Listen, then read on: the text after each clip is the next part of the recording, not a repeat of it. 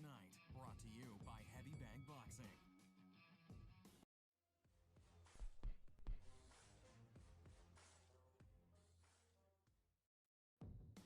This is the show that has hosted everyone from Sugar Ray Leonard to Keith One-Time Thurman. This is Tough Talk Tonight, brought to you by Heavy Bag Boxing.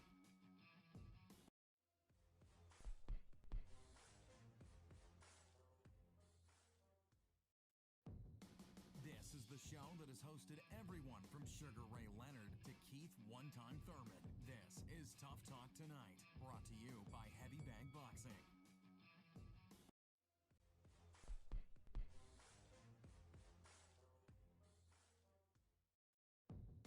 This is the show that has hosted everyone from Sugar Ray Leonard to Keith One-Time Thurman. This is Tough Talk Tonight, brought to you by Heavy Bag Boxing.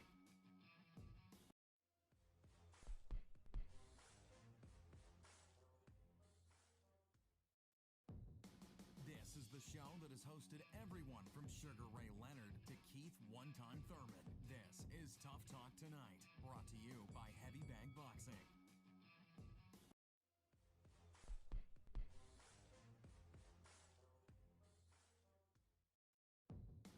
This is the show that has hosted everyone from Sugar Ray Leonard to Keith One-Time Thurman. This is Tough Talk Tonight, brought to you by Heavy Bag Boxing.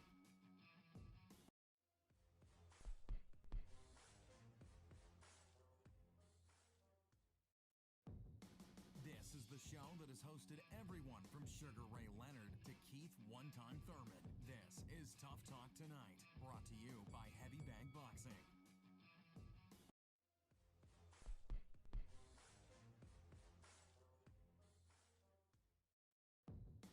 This is the show that has hosted everyone from Sugar Ray Leonard to Keith One-Time Thurman. This is Tough Talk Tonight, brought to you by Heavy Bag Boxing.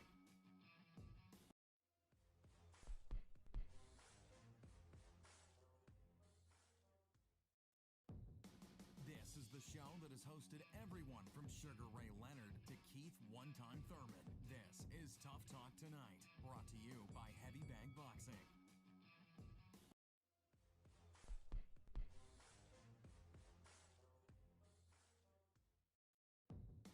This is the show that has hosted everyone from Sugar Ray Leonard to Keith One-Time Thurman. This is Tough Talk Tonight, brought to you by Heavy Bag Boxing.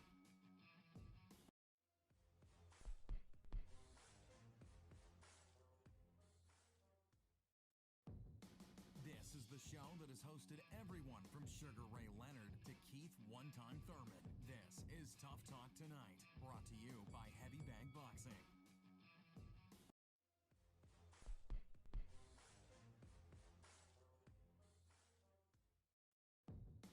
This is the show that has hosted everyone from Sugar Ray Leonard to Keith One-Time Thurman. This is Tough Talk Tonight, brought to you by Heavy Bag Boxing.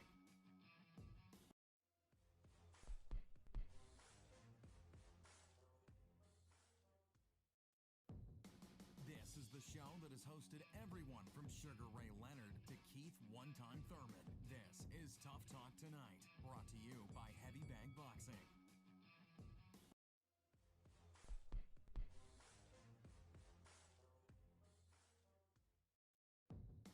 This is the show that has hosted everyone from Sugar Ray Leonard to Keith One-Time Thurman. This is Tough Talk Tonight, brought to you by Heavy Bag Boxing.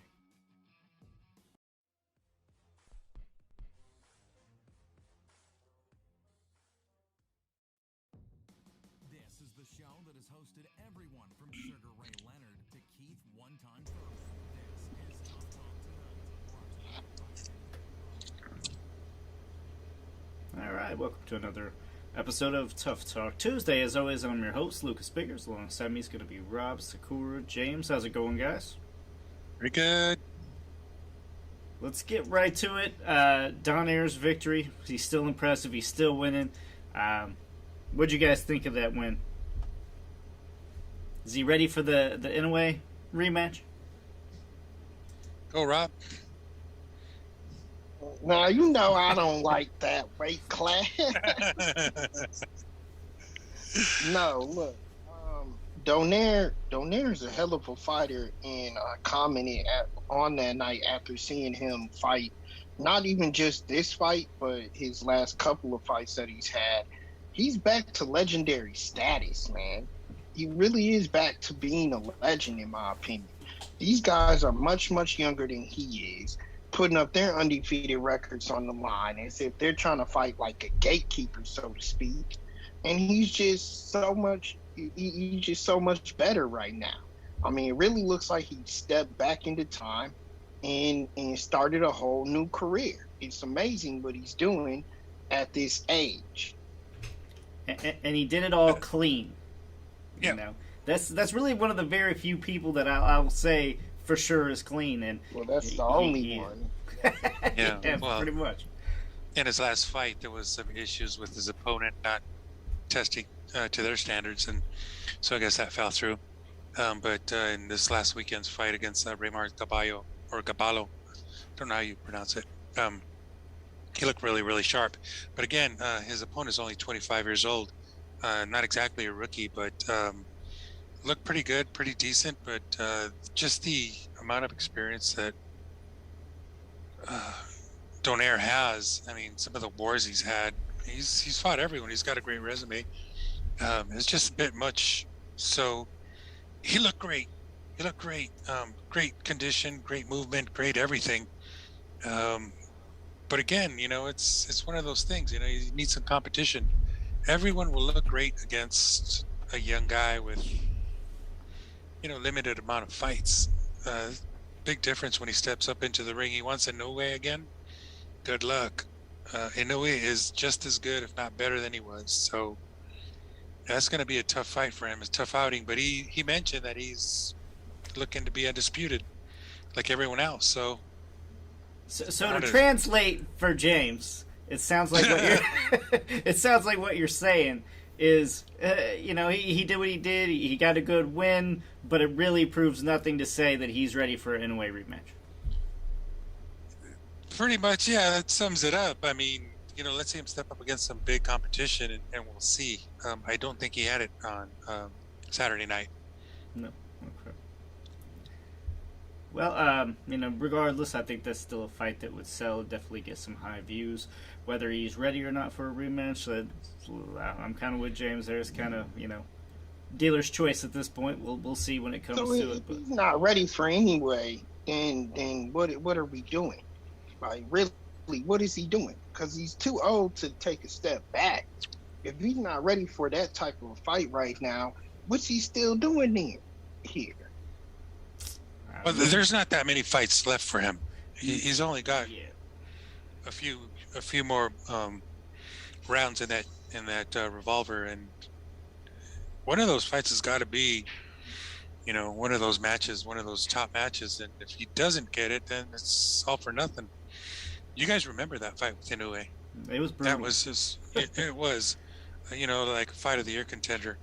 So, or if not, it was. But I remember that fight. I got up at 2:30 in the morning to watch. Now we know what the rest of the world goes through to watch our sports here in the United States. But it's a brutal match. It's brutal.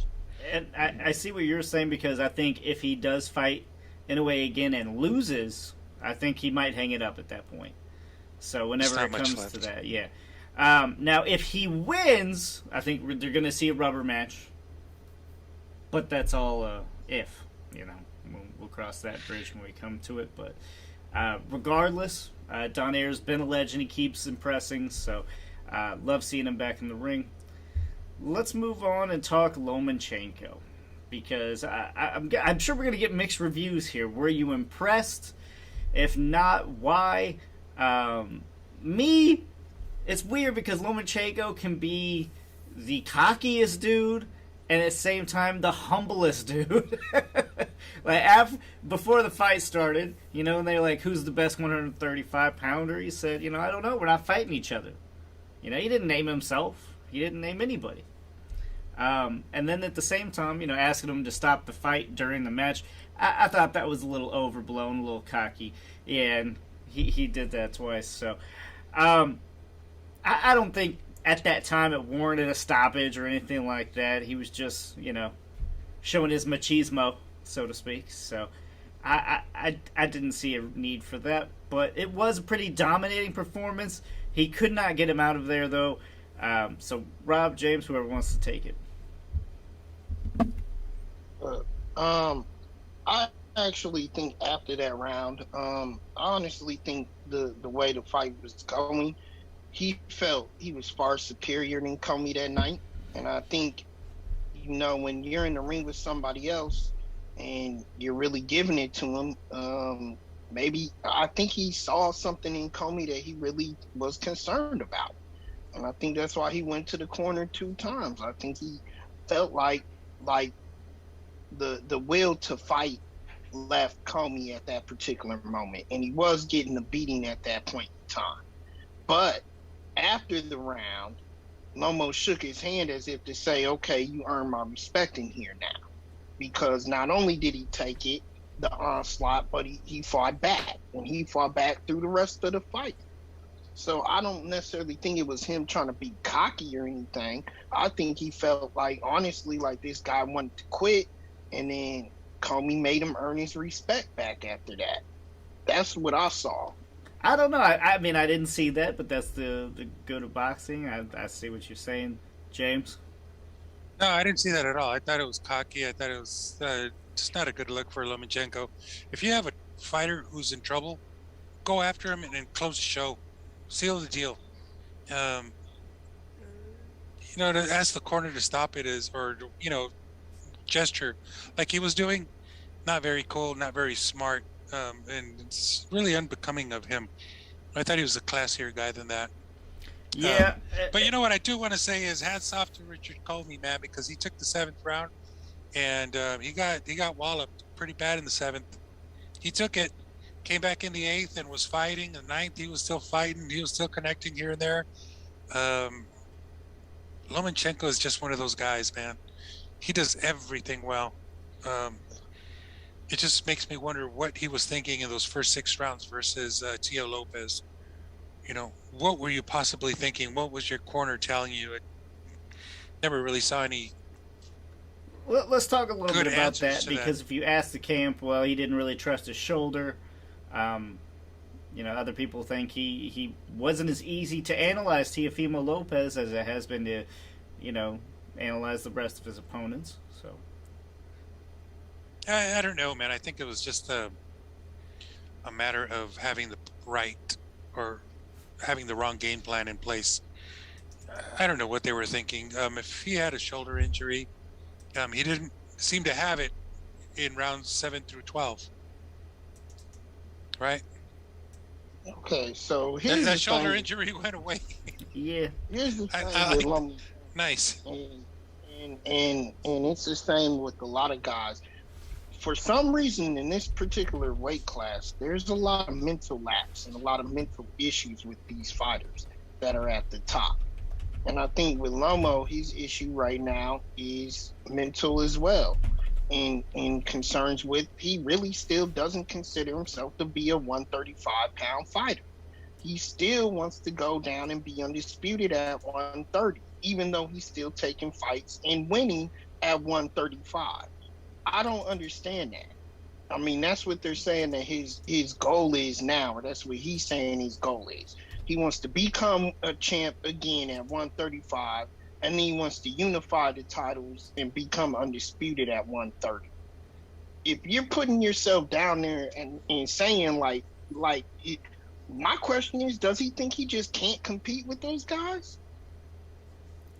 Well, I mean, he's going to spread himself thin eventually. It's not that he can't compete. I think he believes in himself. He wants the Teofimo rematch. He wants to fight the top 135-pounders. I think he's doubting that those fights will get made. I think Kambosos has good chances to be made. Other than that, I'm in full agreement with him. I don't think he's going to be fighting Haney anytime soon. I don't think he's going to be fighting Tank anytime soon. He's being protected too. Ryan Garcia, I severely doubt that happens too, but that's at least a little bit more believable to make. I just don't know, man. I don't know. I'm agreeing with him. I don't think he can get what he wants at 135. he's getting old, so why wait around for some of these guys to finally make up their mind? He needs to fight, and he needs to win championships, so he has to do what he can do with the time he has left. How old is Loma? 34, 35? So he's getting up there, man. He's got a couple of years left.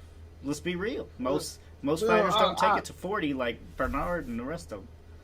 I'd agree with you if he was calling those guys out, though. At least call them out then. Don't just assume you're not going to get those types of fights. I mean, every fight he goes into, he's saying he wants to go back to 130. He wants to go back to 130. Call out the top guys at 135.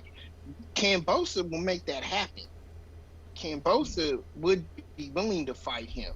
Now, I don't know about his the promotional side or anything, so I don't know what they're thinking right now, but they've been at every one of these fights in the division because they want a big fight next. Because, let's face it, he was on the B side of the Teofimo Lopez. Now he can get more money, even more money, taking on a bigger opponent like Lomachenko.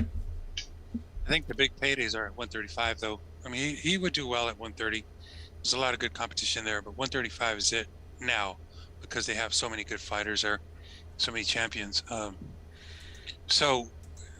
back to his age right quick, he's 33, so that's really not a factor.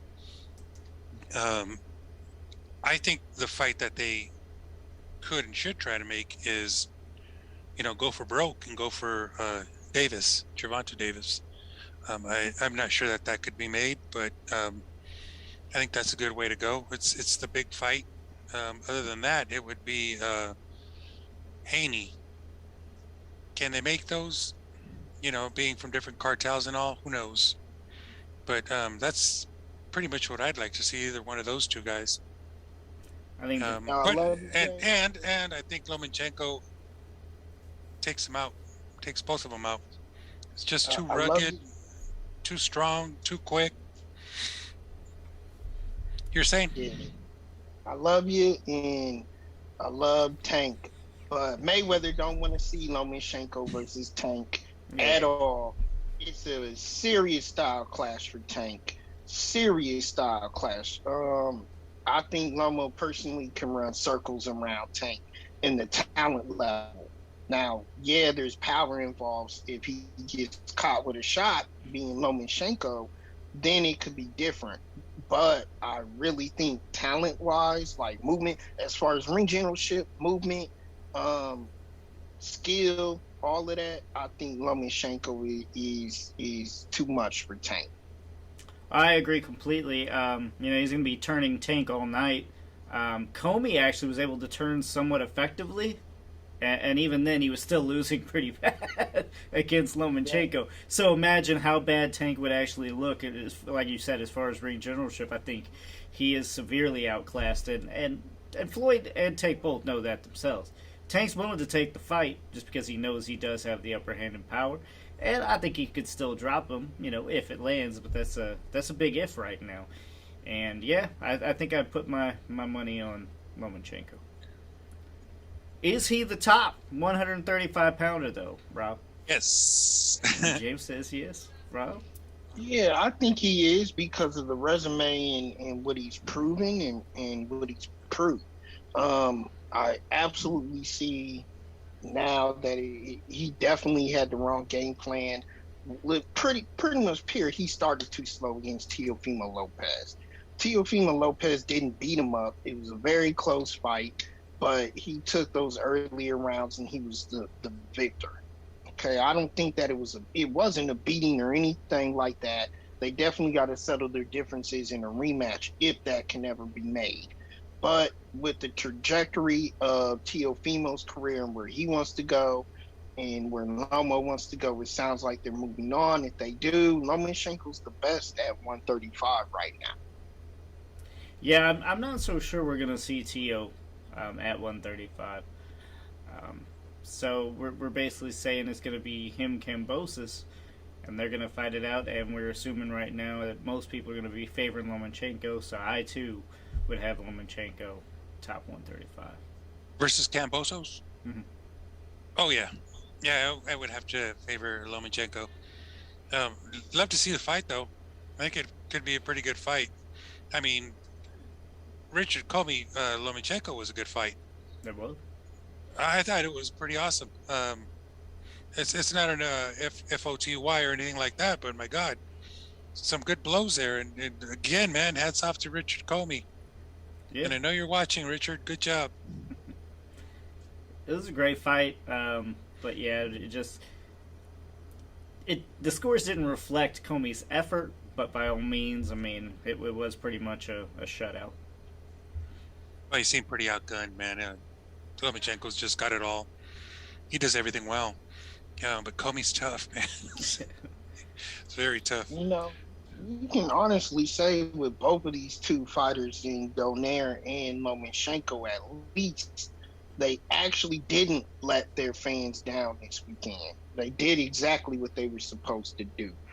I know people talk about Lomo should have knocked him out and this and that, but it was still a great performance. And Donaire took care of business in his fight. I honestly applaud that because we haven't seen the fighters, even with Tank fighting, we haven't seen those star level fighters come out and perform in a tough, which should be a tough bout for them. Yeah, good point too. All right, let's move on here. I do want to talk about something that's I've seen recently. It's not our tweet of the week. It's more of like our runner-up to tweet of the week. And this is Usyk actually talking about a possible fight with Canelo.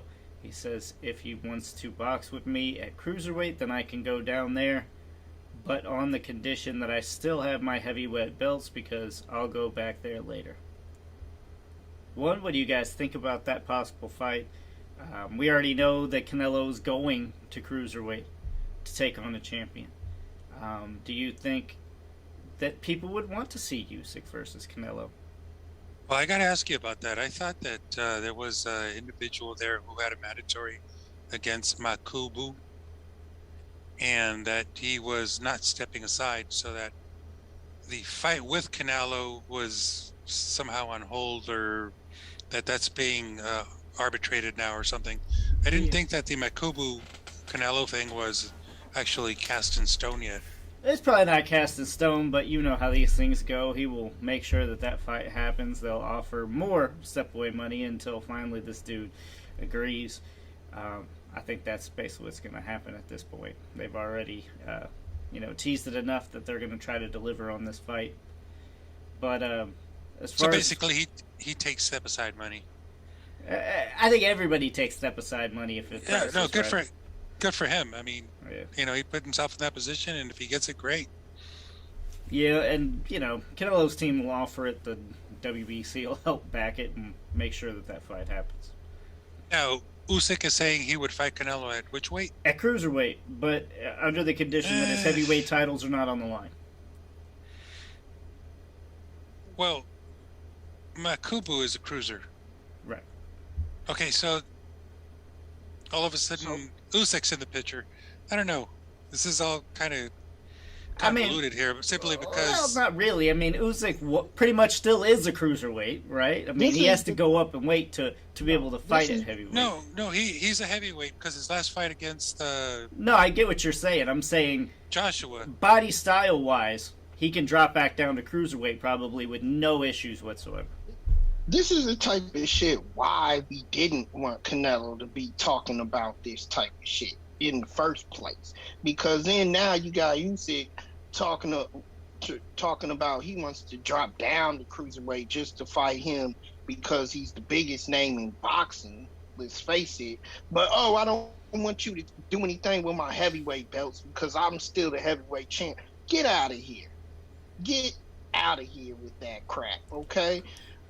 First of all, I don't even know Canelo even wants to see Usyk in the ring, okay? Because out of all the heavyweights you would think he would call out, I don't know if Usyk would be it. Second of all, Canelo hasn't even fought at cruiserweight yet, and Usyk hasn't been there for the last 3 or 4 fights.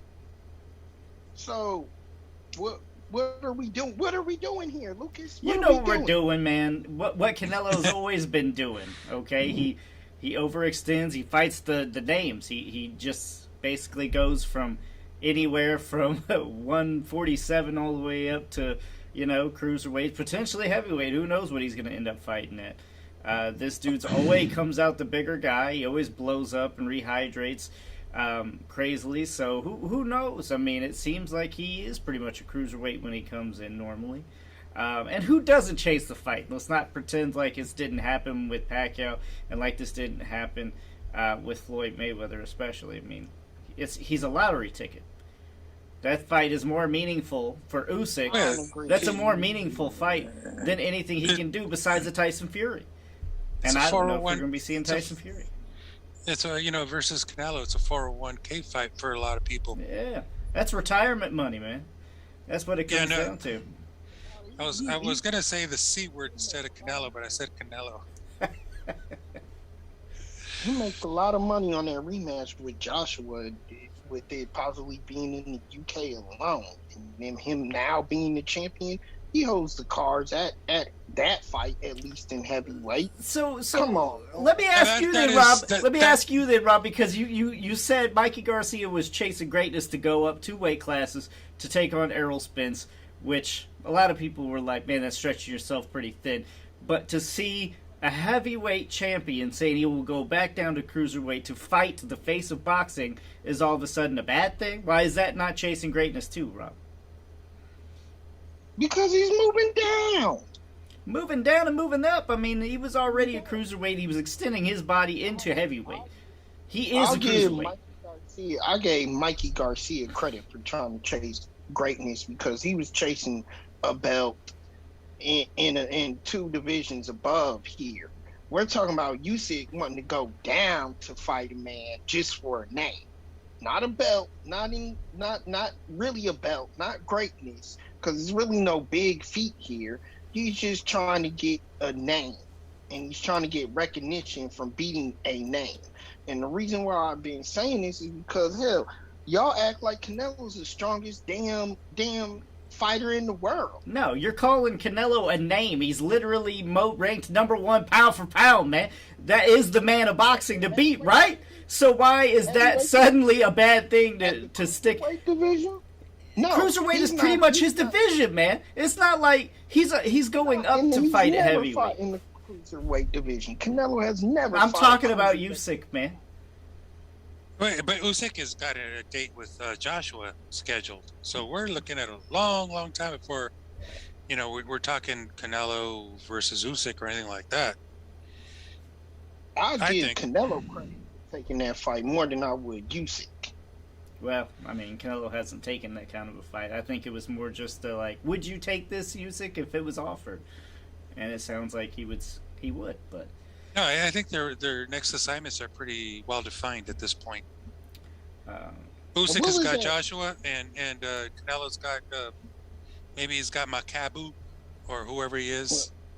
And what was that? What was that shit about? Oh, Canelo, he's a good-looking man. What's that about? Hey, here's a question. Here's a question. Why go down the fight? Why isn't no one talking about Canelo Zurdo Ramirez? Because Zurdo is over there not fighting nobody. They're not talking Bivol either. They're not talking Beterbiev either. Canelo's not talking. It's just all banter. Yeah, Canelo's all talk. It's all talk, and it's they do exactly what Mayweather did very well. Is keep his name in the mix, and that's what they're doing here. That's not all Canelo's fault, because Bivol is fighting on damn Russian television right now. He ain't even getting no fights here anymore. Beterbiev is fighting a lot of overseas stuff right now. He's not fighting big name opponents, and Zurdo has a fight on TAZN nobody even is talking about. We got Zurdo Ramirez this weekend. Yeah. And that's in we said San Antonio, Texas, right? Nobody's talking about it. Our buddy Bond on YouTube says Usyk is greater than Canelo. Usyk's too strong. Yeah, he is, but I don't see that match being made. I just don't see it. I don't see it. I think Usyk's assignments are really, really well defined. And the big question is, we're ever going to see Usyk Tyson Fury after Usyk dismantles Joshua again. And you think he will? Shit, yeah. Me too. Rob, I don't care where Joshua is training, or if he moves to the United States and trains here in California or wherever, gets himself an American coach and all that, because I guess he was making the rounds and was at, I think maybe was even at Reynoso's in San Diego. And so who knows? But you know what? They got his number, and it's just not going to happen. It's just not going to happen. I think the next one for Usyk might be the Gypsy King, Tyson Fury, who put on a concert for Bob Arum this weekend. I'm sure you guys saw that. Yeah, that was awkward. Really awkward. That was... It was really cringeworthy. Oh, man, that was bad. Oh, man, no, the guy can sing. He can dance. He's eloquent. He dresses well. I mean, anybody Jesus can Christ, sing and dance. man. He doesn't do those things extremely well, but he is an entertainer. He's an entertainer. I'll give him that. He's a vocalist, man. I love him. No, he was there and he sang for Bob and man, that whole thing, I was just cracking up the entire time. I could not stop, man. I was in stitches. What a great show. But the entire card was good. I mean, Xander Zayas was in there, and it was just a great card altogether. It's a fantastic card. And so, what about the heavyweight, Jared Anderson?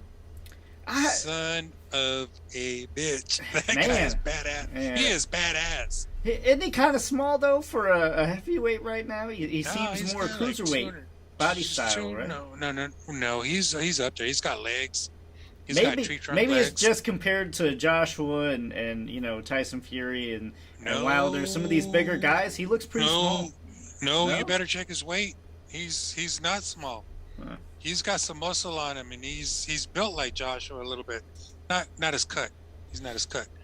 But I'm trying to find him here, and Jared Anderson, where are you? I don't see his 240. 240 with a KO, and he had a good record.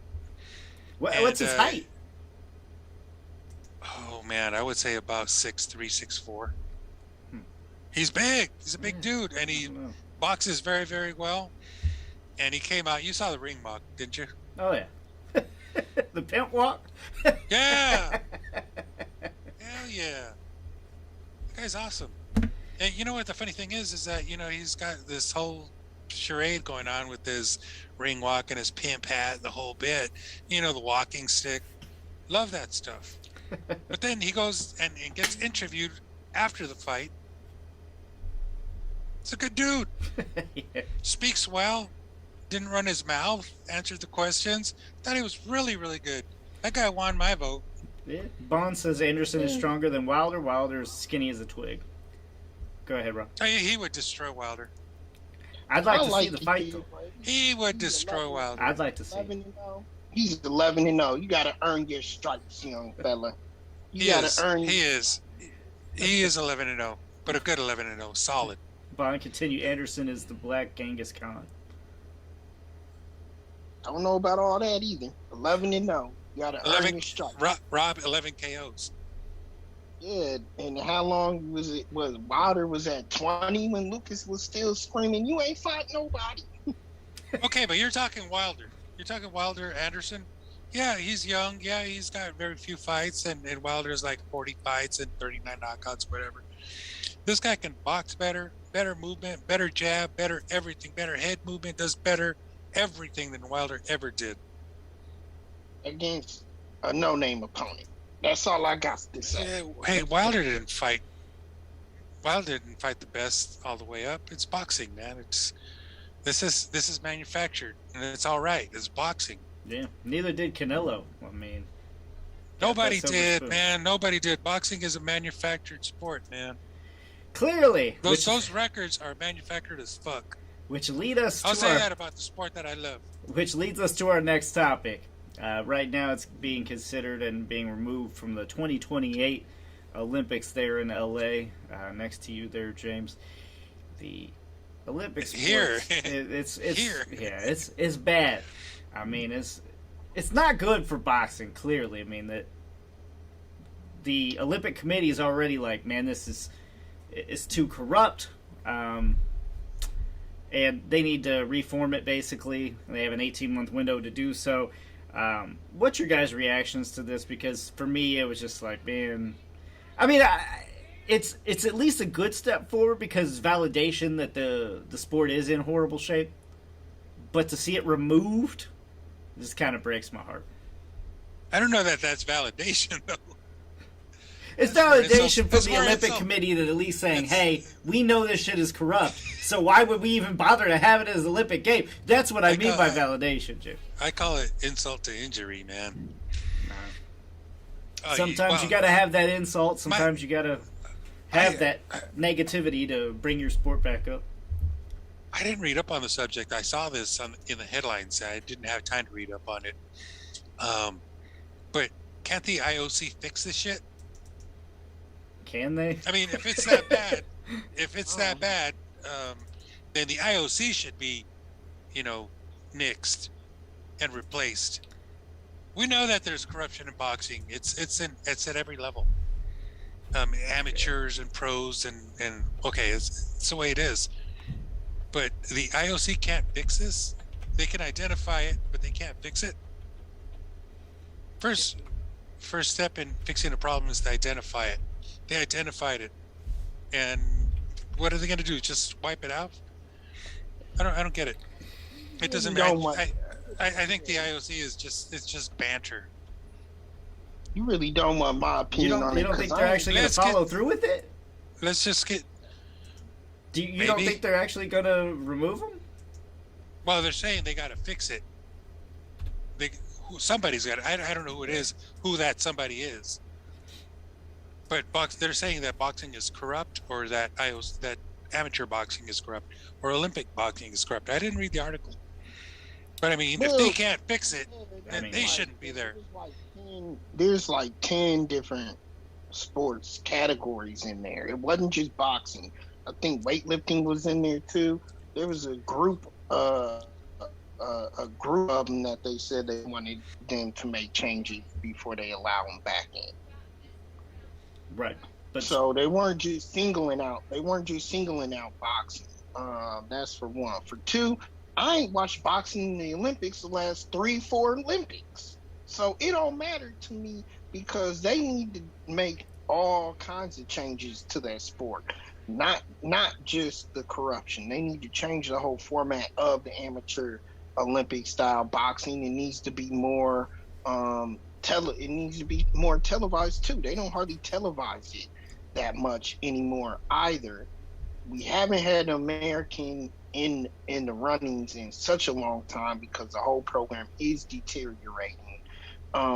It's all around bad. Period. Yeah, but you got to agree, man. At one point years ago, I'm talking 76 and 80 and 84. So boxing was big.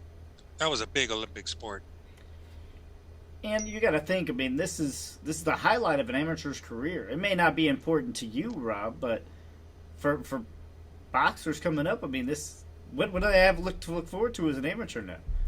I mean, this is the peak, and they don't even get the shot. That comes to mind is like Riddick Bowe and Evander Holyfield and just all these great amateurs that came through there. And to kind of get a notion that this would be erased to me is just not acceptable. I mean, someone's head needs to roll here, and this needs to get fixed. It needs to get rectified somehow, because it just looks bad for boxing overall. I mean, we can sit here and talk about boxing and all its illnesses, and all its ailments, but it's just a sport that works that way. It's just the way it is. Boxing is just more in your face corrupt. Whereas every sport's a little corrupt. I mean, you look at baseball has a history of corruption going on inside of it. Yeah, I think every sport does. FIFA's like that, and they're all that way, man. But the one thing that comes to mind is what Lou DiBella said months ago in a interview, and he called boxing the red light district of the sporting world, I think, and it's so true. It's just spot on. You can buy a win. You can buy a win in boxing. You really can. And we talked about with the manufactured records, I mean, it's bad. I'm sure the rest of us have all seen a fixed fight as well. That's why I like tournament fighting like we had in WBSS. And that's kind of like what the Olympics represents. It's eliminatory. Yes. Boxing is not like that. And that's one of the things that needs to change in boxing. Now you got all these mandatories, but it doesn't exactly lead up to an eliminatory. No, clearly. And even if you win all that, like Dillian White has, you're not rewarded for it. You never really get that title shot, do you? No, because it has to do a lot with marketability at that point. Yeah. And that's, an unfortunate truth.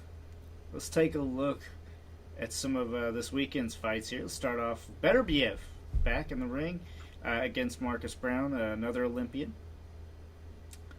This is going to be for WBC and the IBF light heavyweight titles. How do you guys see this? I assume Beterbiev is a heavy favorite. Rob, you're my betting guy. Where do you got your money? Well, Beterbiev is a beast. Marcus Browne is decent, but again, he's not at that level. He's just not at that level. This still isn't really the level I'd like to see Beterbiev fight at.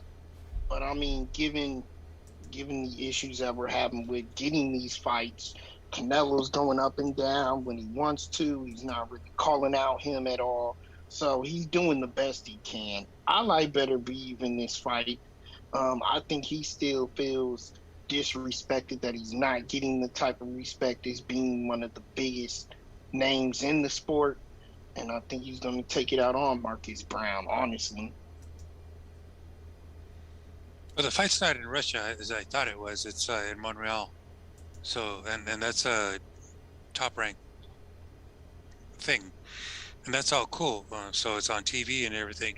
And I'm just kind of surprised that Beterbiev, given his tools and his talent level, is not big stage. This is kind of one of those fights that's kind of low on the totem pole this weekend. There's been very, very little watching Top Rank this weekend and the weekend before. There's been very, very little promotion here. They haven't made any noise regarding this fight. Have you guys seen anything regarding this? Not at all. I would have thought they drummed it up on this last weekend, bringing this fight forward. Nothing. Nope. So it's heavily favored for Beterbiev. His odds is like negative 1,200, and Marcus Browne is plus 700. So you bet 100 if that happens to work out for you. On Marcus Browne, you would get 700 back. So that's kind of how the odds work there. So he's heavily favored, but the only place that I've seen it promoted on is the Top Rank website, and that's not going to do you much good if you're not searching Top Rank. Fair enough. All right, so I assume you both agree with the Vegas odds, but I'm picking Beterbiev by KO, probably late round KO. I have not seen too much of Beterbiev, and I hope that he does win by knockout, simply for the reason that keeps him up there in the standings, and hopefully, it's light heavyweight. We'll see him come back against Dimitri or Zurdo or any of those top dogs up there, because I think he deserves it. He's a great fighter. Yeah, I would love to see those fights. I'm a little skeptical that those could have made, but let's see here. We got Steve Alexander, best 135-pound fighters, per Noah Whitaker. If we're talking all time, who's your current best 135-pounder? Bond, supposedly Asian Browne and Jake Paul will fight in 2022. Asian Browne. Adrian, he's probably talking about Adrian Browne. First of all, if you bring up Adrian Browne in here, Adrian Browne will fight the toilet seat right now for a couple of dollars if he can. Okay, he wants to fight. He needs. That's if he's not flushing money down the toilet. Oh man, you know he's done that. He's always the topic of some conversation. Lately, I did see some tweets about some women basically threatening to leak pictures of him sleeping. He said, "Just go ahead and do it. I don't care." That's where his mentality's at. I mean, more power to him. Like I said, he's been out of the ring for so long. I wouldn't mind Browne kicking the shit out of Jake Paul. I think it would be nice to root for for Adrian Browne for once. Usually, I've been rooting against him. His name came up this weekend, and after the Conor Benn Chris Algieri fight, Conor Benn said he's interested in fighting Browne, which is kind of a surprise to me because I don't know why he would want to. And he's fighting at 147. I thought Browne fought at 140 or maybe somewhere in between. But his name did come up, so that was kind of interesting. He said Browne called him out, so he wants to finish it. I think that's a marketable fight for sure. I mean, I can see why he would want that. It's a big name in America, so it would get him recognized. And like I said, I've probably said it the last 2 or 3 shows, if he can talk them into actually putting that on Fox, Conor Benn versus Adrian Browne on Fox, that's going to get big views. Big views. And in the market that Conor Benn wants to be put in. Unfortunately, the way how bad Adrian looked his last fight, I'm almost convinced he can get beat by a toilet seat right now. So he better go work out in the gym and do his due diligence for this fight, because Ben is no joke. And stay out of women's beds, you mean? Man, we saw the knockout that he put together versus Algieri. He was a good dude. Always in the gym, always working out, nutritionist. But he took a really, really bad right hand that put him out. You guys saw that knockout? Mm-hmm. It was highlight reel stuff. Pretty bad. I was surprised because I mean, where all this power come from lately from guys that you wouldn't think is supposed to have any power? He's a strong welterweight. Definitely complicates the welterweight picture a little bit. Yeah, I mean, I guess I shouldn't say that because his father is Nigel Benn, so you know that's a pretty heavy hitter. So it could be genetics. Sure it is. I mean, kids grow up, in the gym and learn the game early and do develop a lot of punching power early. I think that at 147, he's going to be one of those guys who really complicates things. Given a few more fights, a little bit more experience, and he'll be at the top of the heap, up there with Crawford and up there with Spence and up there with, whoever else is coming up. I like it. I mean, I think AB will be a great fight for him to come out for his second U.S. debut, I guess. And the reason why is because he can figure out whether or not he can, shit talk with the best of them, if he's going to be able to hang with, the American style boxing, if AB lets go of his hands. I mean, and it's also an opportunity too for him to just, get used to traveling to the U.S. and training for a big fight. If all his major cards right now have been in the UK, and I know he had like maybe 1 fight or 2 fights in the U.S. way early in his career. So, it's completely different once you start getting on people's radar. But I did see some people going after him on Twitter, though, saying, you want to go have a fight with like the weakest link, like, make it make sense. But it does make sense, as Lucas says. And he called him out. Who called who out? Browne called out Conor Benn. Okay, I thought Conor Benn was interested in fighting him and mentioned that after the fight. Just what I read. Right. He's saying he's saying that Adrian Browne called him out on his IG or something like that, one of them social media pages, and that's what made him bring up that name in that fight. Okay, because I was thinking Conor Benn versus Virgil Ortiz might be a little bit more appetizing. Damn, you really trying to throw him to the woods right away, aren't you? It's supposed to be a debut for the U.S. market, not damn a destruction. It's not my fucking career. I mean, you might as well put him in there with Boots. Yeah, that's fine. I'll take it. Or Boots Ortiz. I just want to say blood. Yeah, and you would too. I don't think he's ready for that just yet, you know. All right, how you gonna jump from Chris Algieri to damn Ortiz?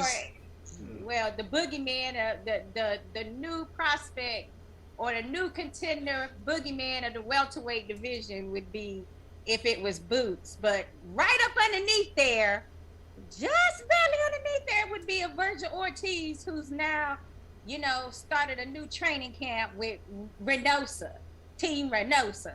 So I don't think that's a good idea for him. Kareem says, how do you all like Lomachenko's overall performance? We did talk about that already. I think you're a little late to the show. But Sakura was also a little late, so we did not get her take on Lomachenko, so I would like to hear what you thought, Sakura. Well, I guess that's what I was alluding to when I was saying Lomachenko and people that you don't expect to have quite that amount of power, displaying power.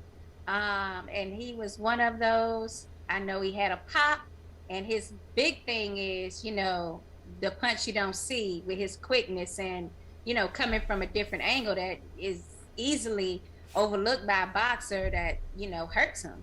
But what I saw in him this past weekend was a little bit more strength and conditioning going on somewhere.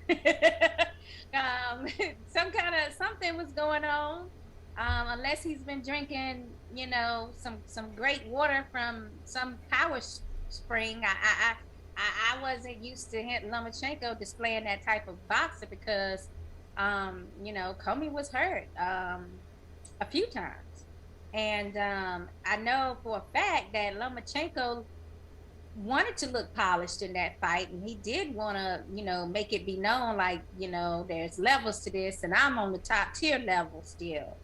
And now he's making claims, of course, that, you know, well, I don't know if you guys saw the interview before the fight that he did with ESPN, Kriegel, and just him just saying like things like, you know, oh, you know, Tank is not anything special, and well, you know, I was surprised that Kambosos, like, he just went down the line. Ryan Garcia, he thinks he's special. I'm like, what? Okay, what is going on here now? I don't know if it's that him and Tank had some kind of beef. Well, not even Tank, but just him and the other cartel had some issues or something. But I mean, pretty much he said everybody else was elite except for Davis. So there has to be some kind of beef going on behind the scenes that we don't necessarily know all the details to, in order for him to single him out as someone not to watch in the lightweight division. So I'm looking forward. I'll just round it out by saying I'm looking forward to seeing Lomachenko go ahead and get into the ring with Gervonta Tank Davis, since he considers him to not be anything special.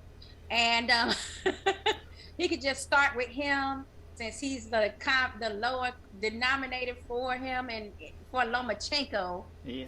And then he could move on up to the Ryan Garcias and eventually making it up to Devin Haney and Kambosos. I mean, since that's the order he basically put them in. Now, we all kind of picked Lomachenko to kind of outclass Tank. Would you expect the same?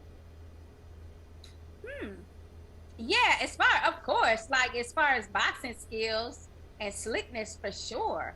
Lomachenko all day, you know, but power-wise, do we know if Lomachenko can withstand some of Tank's power if that hand begins to work well again?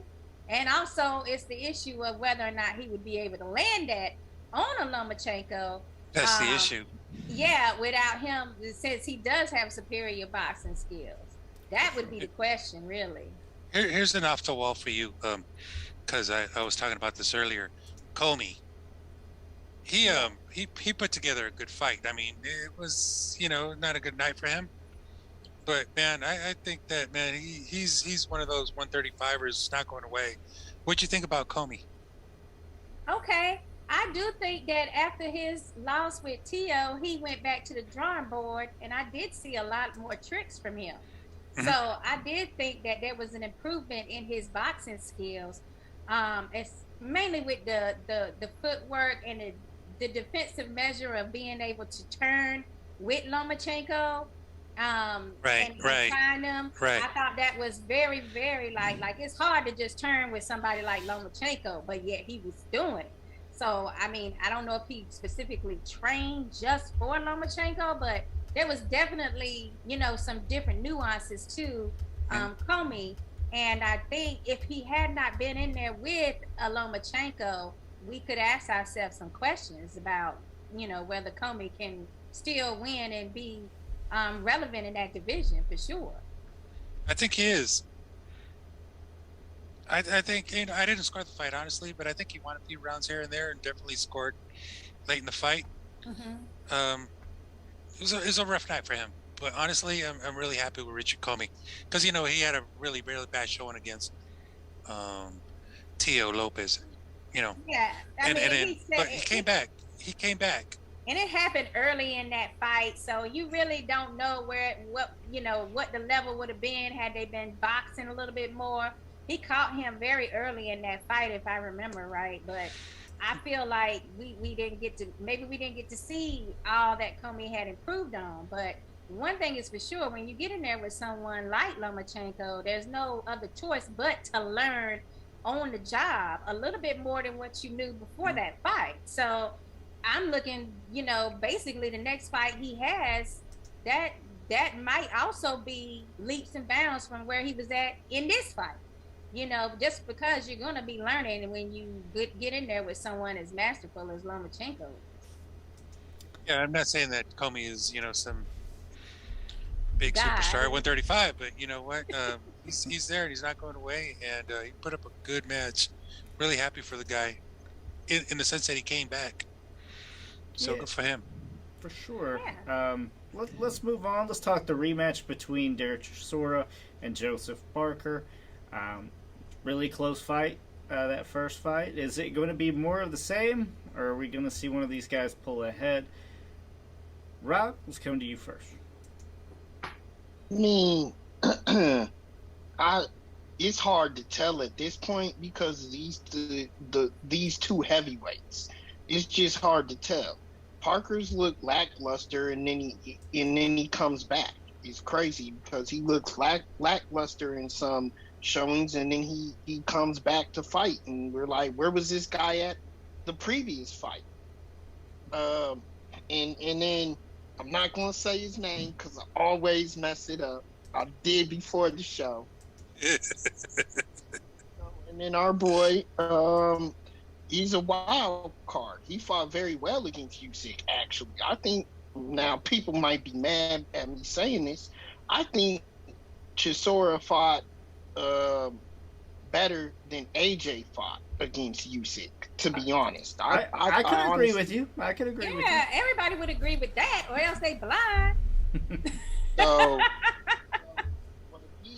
he's one of those guys that tunes up for a big fight and then has a disappointing outing in fights like these. So I just hope and pray that it's a decent fight. It's in the wee hours in the morning, our time, is when it's going to be televised. So a lot of people are probably going to be watching the replay or getting the results online. But it's still a heavyweight bout, and it definitely is going to be interesting and entertaining. That's for sure. I do want to see it.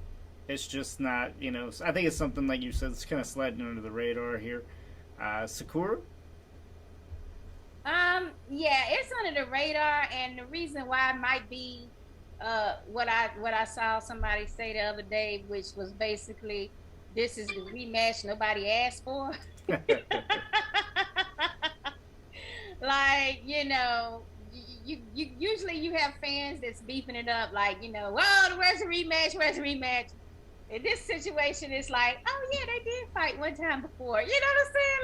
Like, it's just no hype behind that. But for me, I have to agree with Rob. Oh God, you know how I hate to do that. But yeah, Chisora is kind of like a wild card of the heavyweights, and he also is someone that performs well early on. But if you get him past his stamina round, you got him. It's a done deal. So it's my opinion that in order for him to do well, he would have to get rid of Parker early on in the fight, at least by the 5th round. Because you're going to start running into issues with him being tired and fatigued once you get halfway through the fight. And so that's my only thing that I can say negative about Chisora, because he does still have his power, evidently. And he did box well against Usyk. We saw him finding spots and being able to maneuver well in that fight. So it's just the stamina. As far as Parker, he's absolutely right when he says, you don't know what you're going to get. Looks good in this fight. Don't look good in that fight. Looks good in this fight. Looks lackluster in this performance. Looks amazing in this. Like, it's just on and on every other fight with that. And that's what makes it where, just as easily as you want to root for someone and you're willing to take that bet and gamble on some boxers because their heart. Sometimes I question Parker's heart. I have to say that. And it makes me less willing to go out on a limb for him. So if it's early in the fight, I pick Chisora. If it stops, if it's late in the fight or it's a decision, I go Parker. Yeah, it's hard to say with this one. I see what you're saying there for sure.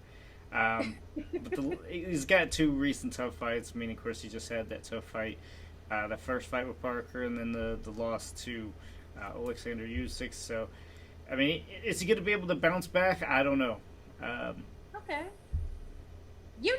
I think it's going to be another close fight. I mean, this one's going to come down, and I think, like you said, if it comes to a decision, which I believe it will, Parker's going to win another narrow one. All I got to say is, like I said, if it lasts that long. Because Chisora's, his energy level, like halfway through a fight, guys, we've all seen it. I mean, it's like 2 different boxers, before and after. James? Well, the first one was a split decision, and I don't really recall that fight. Looking at the information here on BoxRec, I was thinking, yeah, I kind of comes to mind. But Joseph Parker is one of those guys, man. He could be really sharp, and he can be a little bit funky. Hopefully, he's sharp. And it's a good fight, but I see Derek Parker hopefully can pull this one out, move on to bigger and better. With Chisora, he's got quite a few losses on his record, and some of those came from him, getting off to a fast start and slowing down after like 3 or 4 or 5 rounds. He just does that. That's kind of his signature thing now. Mm-hmm. It'll be interesting. It's an early fight, so we get to watch it before we watch everything else. So it's perfect, schedule wise. Parker for me. Hopefully he gets it with a knockout. Not a knockout artist by any means, but hopefully he'll make a statement. Like you said, Parker has been dropped early in other fights. Well, against Chisora, he went down early. Yeah. Dillian White. Do you think that is the best opportunity for Chisora to win this, is to jump on Parker early. Catch him probably. cold. Probably. He's done it before. He's probably going to try and do it again. I don't know, man. This is a tough one in terms of, how it's going to go. Yeah. But Parker's an educated fighter. And Parker's been labeled as chinny. Okay, he has been. But yet he has not yet been stopped. Right. You think Chisora can stop him? I mean, it's there. It's there to have, but can he stop him? I wouldn't call him chinny, though. No. Yeah. No, I think he's pretty rugged. I know that Andy Reese let him up a few times, and you know how that went. It went into Parker's favor. No, I wouldn't call him chinny at all. Chisora's got some power, no question about it. So if anything, it's going to happen early. And Parker knows this. Parker knows this. He knows to be lateral and be defensive and, get through those first few rounds. So, I see this going Parker's way. Yeah. Okay. Let's talk Gilberto Ramirez.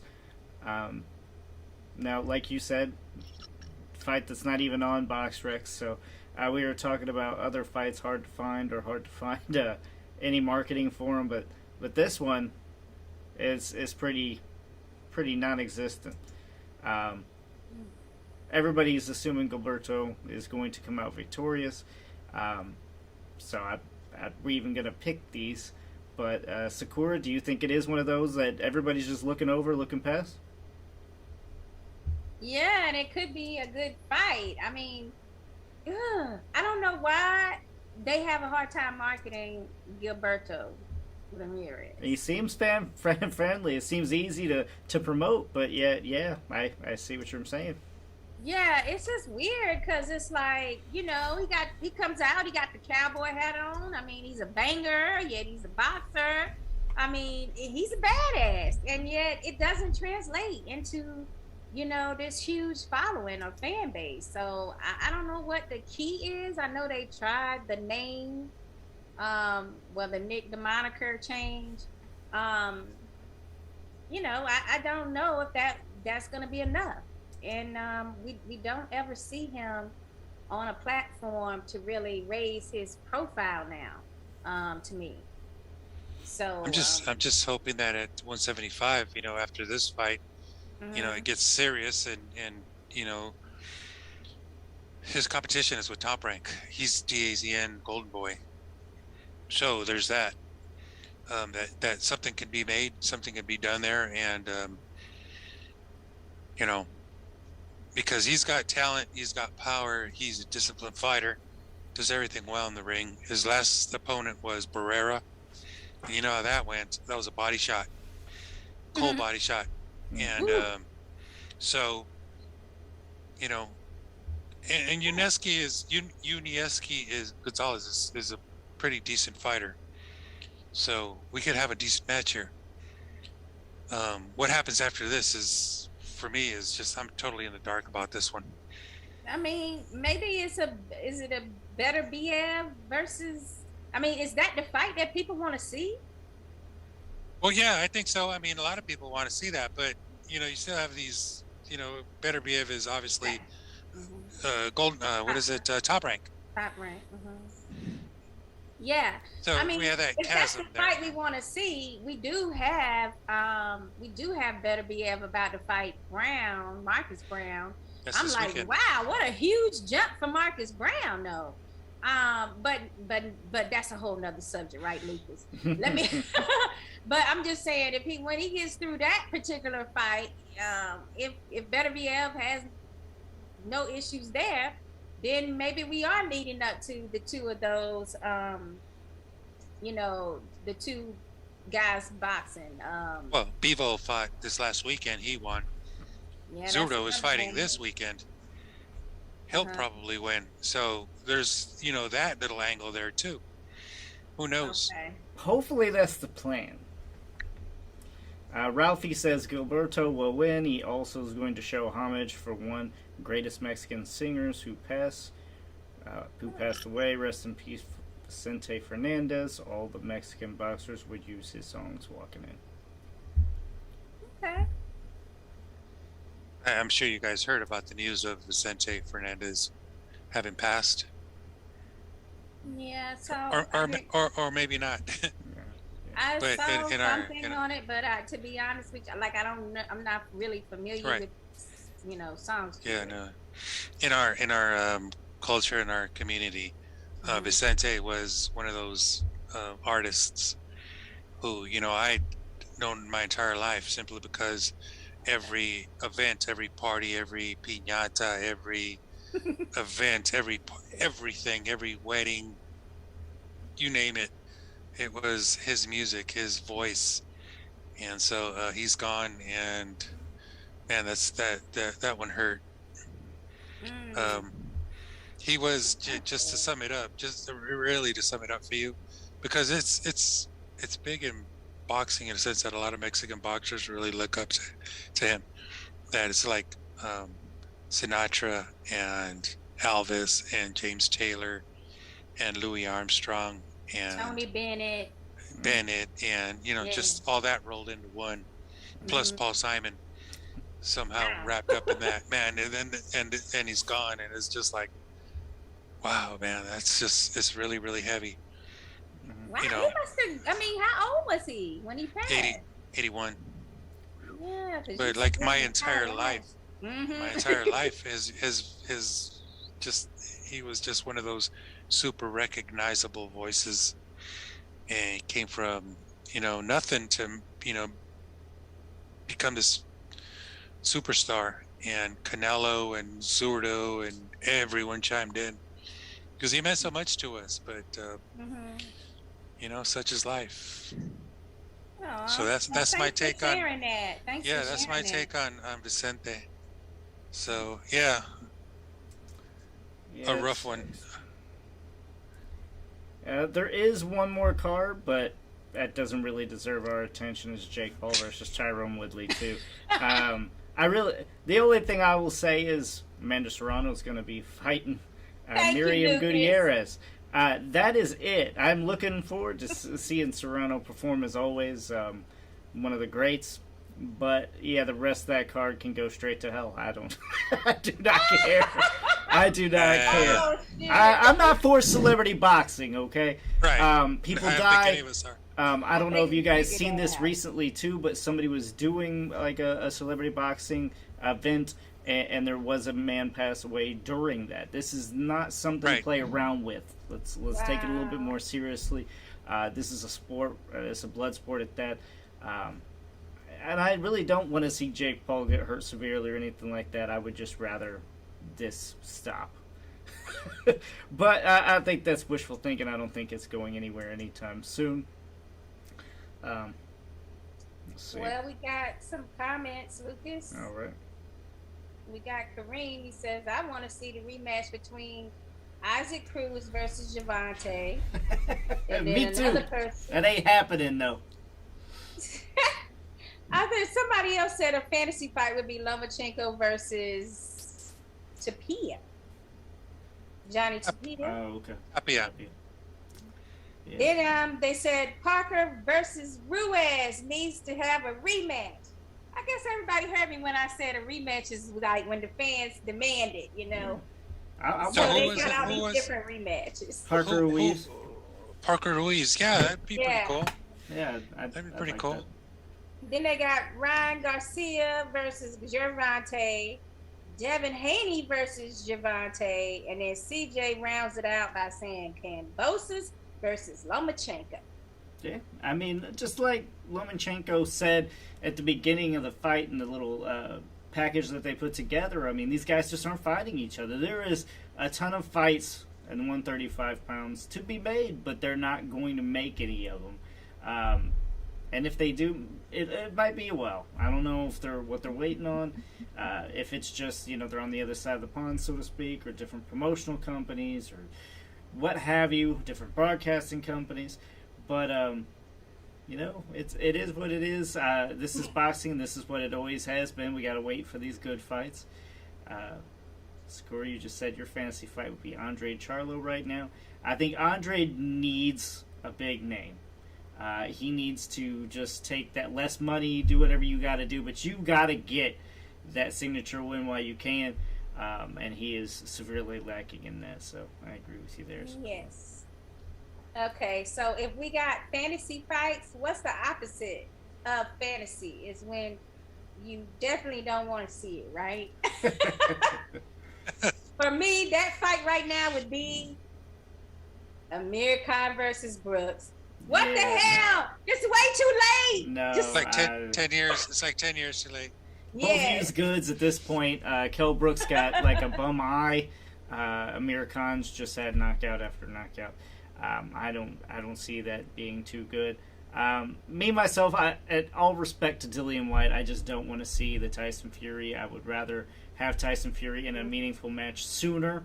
Another title match.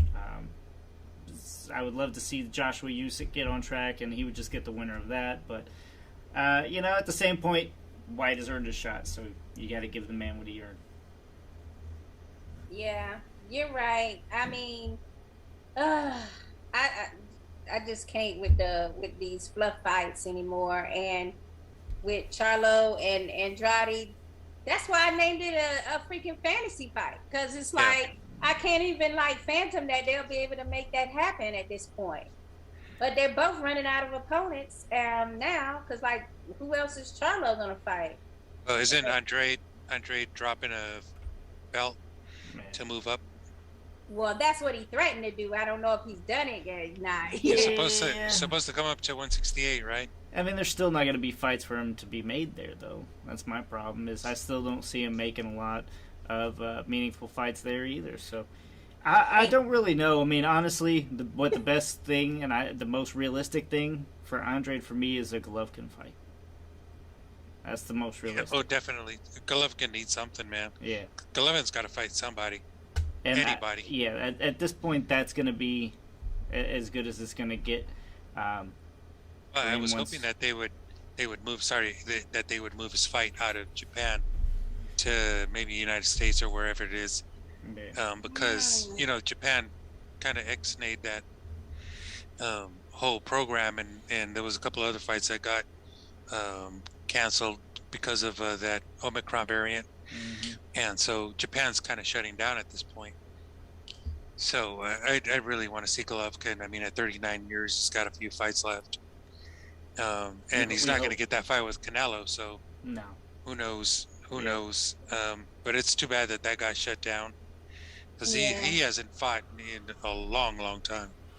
Yeah. So I think his last fight was Ermita or something like that. Mm-hmm. Yeah, I'm not sure. I'm not even that. sure. Not even sure. But you guys mentioned Tyson Fury a second ago, and I just want to see Tyson Fury go head on with Joshua, regardless of who's got what belt. That one's got to be made in the UK at Wembley. Oh yeah, that'll sell out. But he needs to stay busy anyway, so why not just have Dillian White? I mean, maybe they can get it done quick, and they can have it around the same time that Usyk Joshua 2 happens. Yeah, make it where they're both available around the same time, and Tyson gets to have a little warm up to what he wants to do with AJ. Tyson needs no warm up.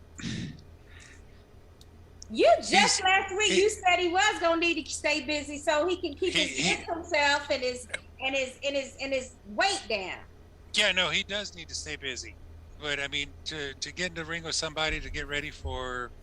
Well, notice I didn't call it a two-nub. I didn't say two-nub. No, I didn't say that. You're right. You're right, but no, I sooner than later, because I don't know what could happen with that cat. I mean, at this point, the way that you guys feel about Dillian White and Fury, that's the way I feel about an AJ and Fury fight. I feel like what chance is AJ gonna have against Fury?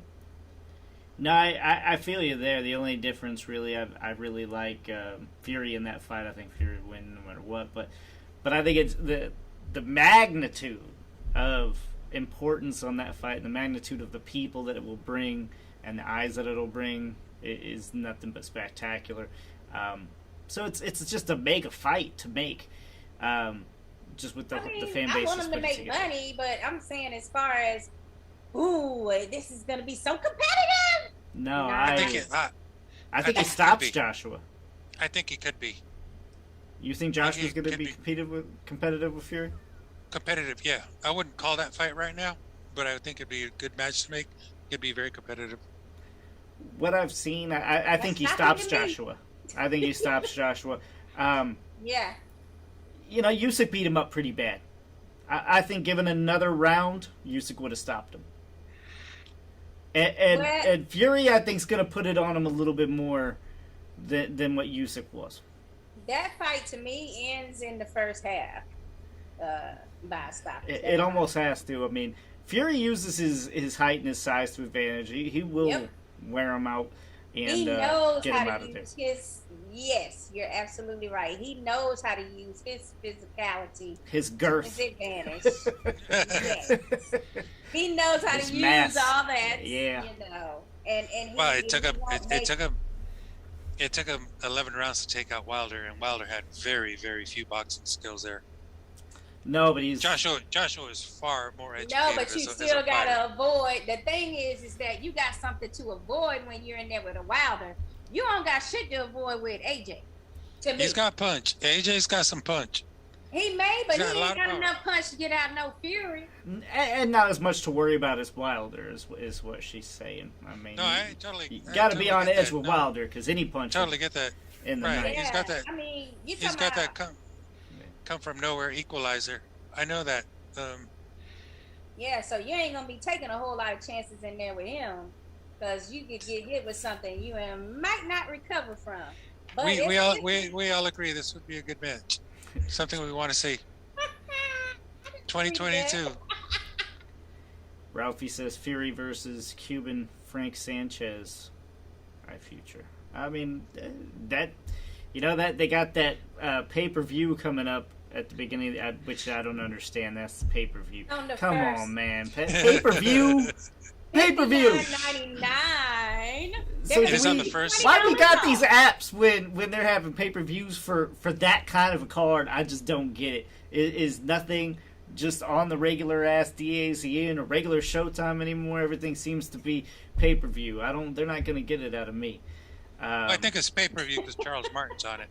Oh, is that why? The Prince. You got to pay to see the Prince. Right. Because he walks on the earth. Yeah. But yeah. $59.99 for Frank Sanchez and Ortiz. Luis Ortiz.